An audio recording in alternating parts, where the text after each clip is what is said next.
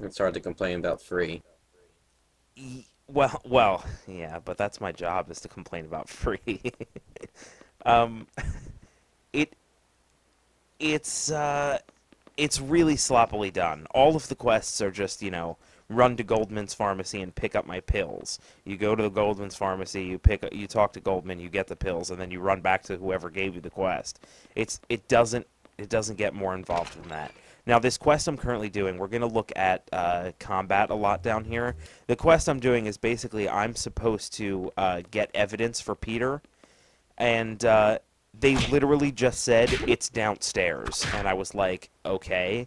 And then I come down here, and it's huge. There's this whole level down here, and I have no idea where to go, which is one of the problems I was saying earlier. They don't tell you where to go.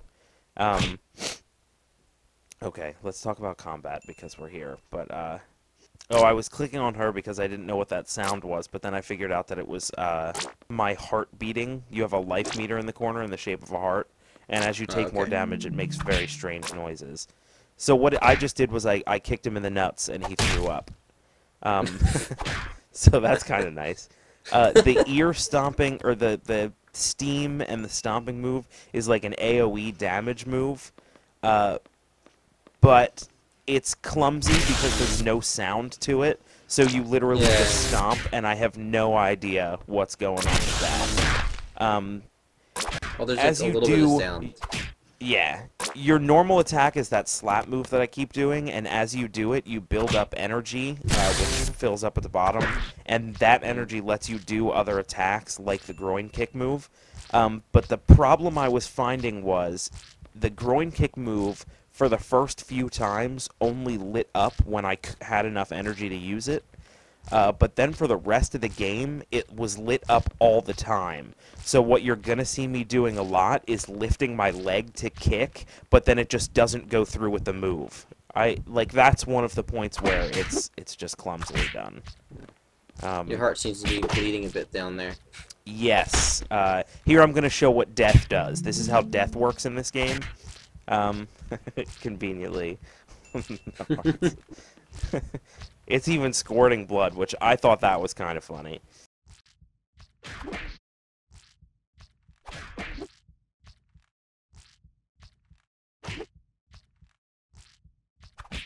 So this is how Like a death works. You die, the picture of death shows up, it counts down, and you get teleported back to the beginning of the level, and that's it. There's no other penalty.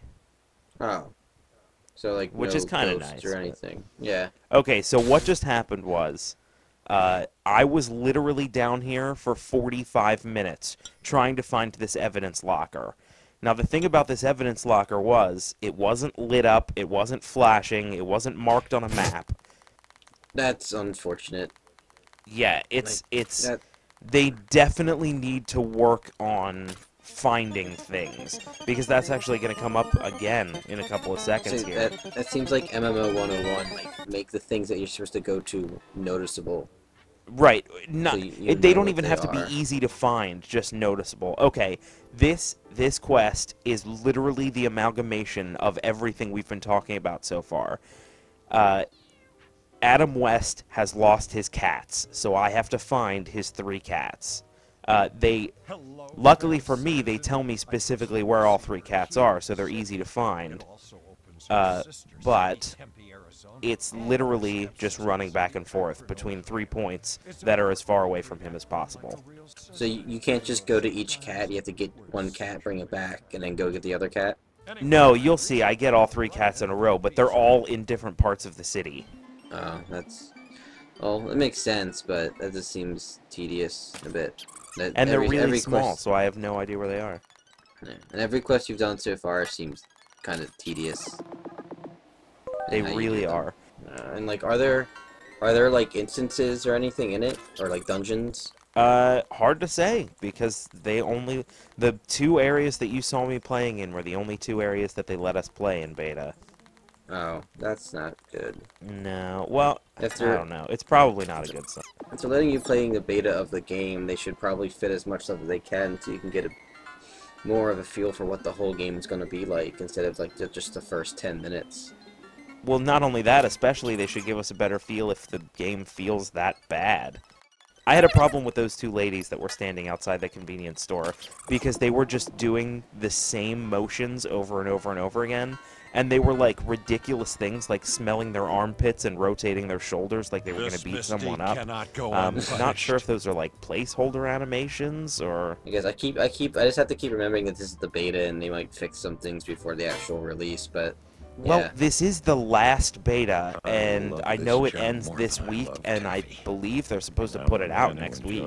Uh, So what I mean, what you're looking at, even though it is a beta, is a pretty good representation of what the final game will end up looking like. Oh, here's another thing. After I finished that cats quest for him, he gave me a second quest with the same objective to go collect cats. But this time I only need one cat, and it's in Town Hall, which was a ridiculously far run away. And then again, once I got in here, there was no map. I had no idea where I was supposed to go. and it looks like a big place. It was pretty big, yeah. I just my got God. lucky that I ran down this hallway and happened to find the cat on my first go, but I could have been lost in there forever. Like there's not even signs inside the level that say like Mayor West's office this way, or like whatever. Well, this they way. didn't It's even just- tell me the cat was in his office anyway. They were like, Right. it's somewhere in Town Hall. Now, one thing I that's- will give them is that the level design is pretty good. Like, Let's say, the this game is looks literally... good. This is a gay bar. I had to go in here and check out what was going on. You know me. The level design is really cool because this literally is the entirety of Quahog. You can run everywhere. Like, there were alleyways that I took on purpose just because they were there. It's huge. The place is huge. Yeah. But there are a couple of technical issues that they were having problems with, too. You'll see people running in place a lot. Sometimes that's because they disconnected, but other times it's because they're actually in a different part of the map, and the game just hasn't synced up with where they are. Wow. Now, right now, what you're seeing is I just completed the last quest in my tracker, and I have no idea what I'm supposed to do now. So I'm looking at achievements. These are the achievements for the game. There's a ton of them. There's like wow. kill a bunch of enemies. There's find a bunch of lore objects. You get one achievement for getting each class to level 5, I think. Then you get an achievement for getting one class to level 20. So there are nice little things, but they don't do anything. They literally do nothing. So I guess they want you to play as each class at least once, but like you said, the quest line seems to be the same. It literally So- is exactly the same, yeah. That just seems like agonizingly boring. There is more. There is more, though. This being a free-to-play game, there is also a cash shop. And what I cut out of this was, literally every time you change zones, every time you load up a new map, it flashes... The loading screen, first of all, advertises the cash shop in big letters or whatever. It's a humorous thing, though, so whatever. But every time you load up, your little bag icon right next to my quick bar flashes with this huge message that says go shopping, and you have to click it or else it won't let you do anything. So you either have to click go shopping or ignore, which is really a too-in-your-face way of saying that they have a cash shop. What I'm doing right now is just exploring because I had no idea what to do. So I'm taking quests from these people, and they seem to be giving me quests.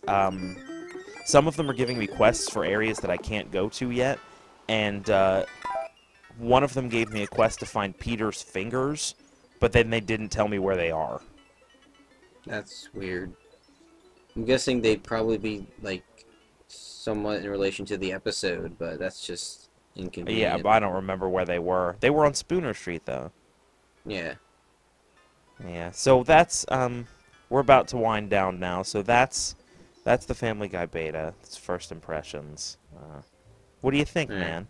I'd say it looks like it could be decent. It just, there's a lot of like basic things that they need to fix. Like, I was gonna say, because the one good thing I have to say about it is the game looks good. Like the Yeah, graphics look fine to me. Definitely, graphics-wise, is definitely good. Honestly, I'll try it again in a couple of months, but I'm not going to be playing it at launch because there's I don't see it being like a big deal when it comes out.